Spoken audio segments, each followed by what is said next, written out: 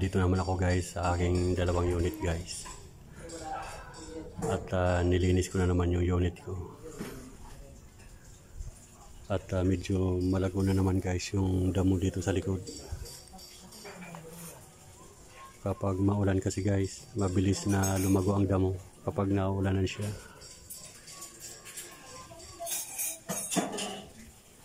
Siguro sa sunod na lang na pagpunta ko uli dito, saka ko na lang tatabasin uli. Kaya kumapala naman yung mga damo gawa ng malakas ang ulan. At ito pa lang isang unit ko guys. Ay bali hindi natuloy yung uupa sa kadahilan ng nagipit daw, walang pang down at saka pang deposit.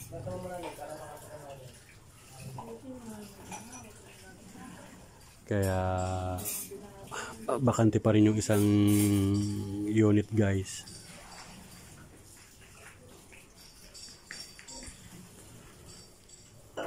At itong isang unit naman ay nililinis ko muna para hindi siya binabahayan ng mga insekto. Kasi pag yung bahay kasi guys hindi nalilinis ay binabahayan ng anay. Katunayan guys, kung hindi tayo matyaga na lagi natin nililinis yung bahay, ay siguro inaanay na din to. Buti na lang yung mga anay at saka lamgam ay naaagapan kong nawawalis. Kaya nag-alisan yung mga anay at saka yung lamgam. Hindi natin sila pinapapurma. Makita ko palang na binabahayan ay winawalis ko na kagad. Kaya tingnan nyo guys, yung aking pinto ay buong-buo pa siya at saka yung hamba niya. Ayan.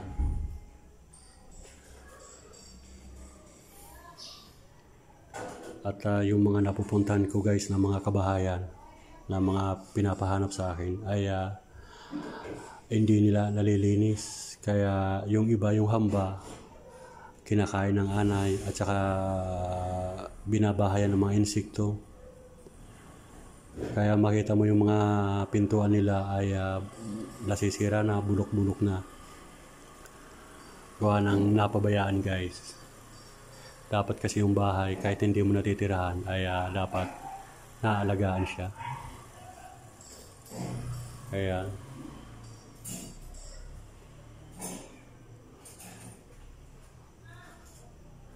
Kaya lagi tayo nauwi dito sa casa.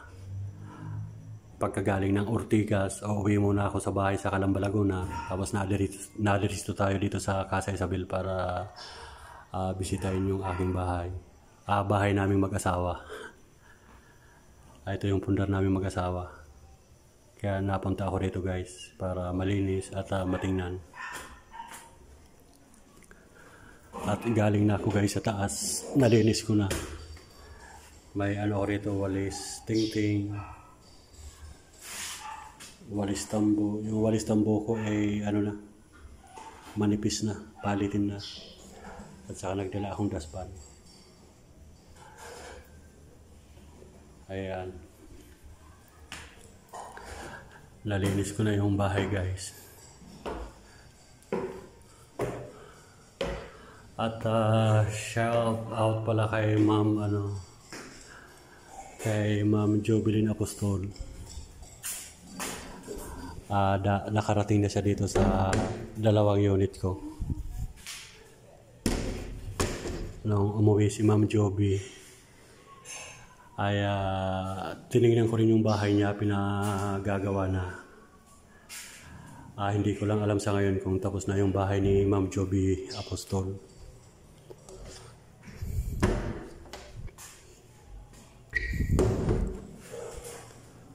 At nakabalik na si Ma'am Joby sa Bermuda.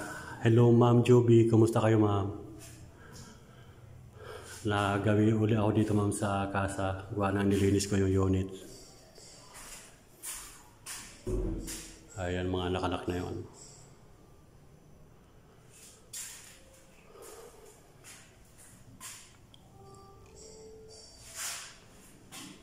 Ayan.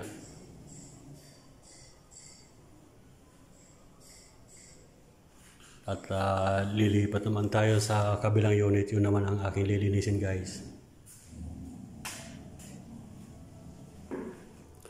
At yung isang unit pala, guys, ay bakante pa. Kung sino po yung gustong upahan yung aking isang unit, PM lang po sa akin. Pinauupahan ko po yung isang unit ko, guys. Gawa ng umatras kasi yung uupa. Gawa ng nagipit daw siya sa pang-down at saka pang-deposit. Kaya hindi niya nakuha yung bahay.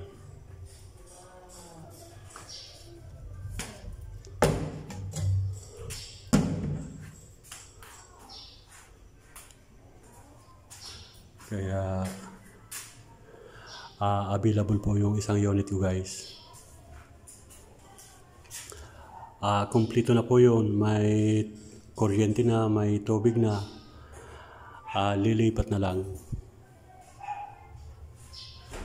Kaya yung gustong upahan yung aking isang unit, message lang po sa aking Isa Rogman Messenger.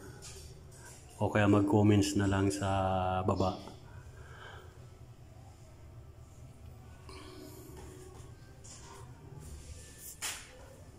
At lilipat tayo, guys, dun sa kabilang unit para yun naman ang aking lilinisin. Ito bali, tapos ko nang nalinis. Ayan.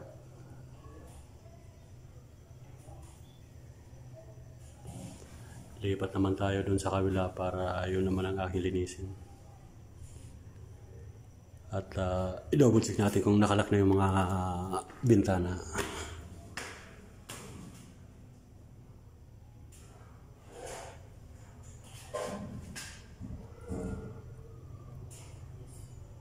Okay naman, nakalak na.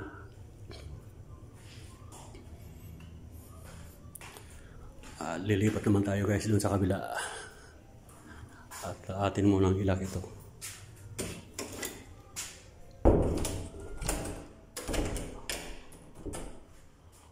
Okay. At try natin. Itong isang unit, guys, dito, may kuryente na rin to. Tubig na lang dito ang wala pa. Ayan, naitas ko na yung breaker. At tingnan natin kung nailaw pa. Ayan. May ilaw siya, guys. Ayan. Ito na lang ang hindi pa nalilinis. Ito na lang ang hindi pa napapakabitan ko ng tubig. Saka na lang siguro pakakabitan ko kung may uupa na rin siguro.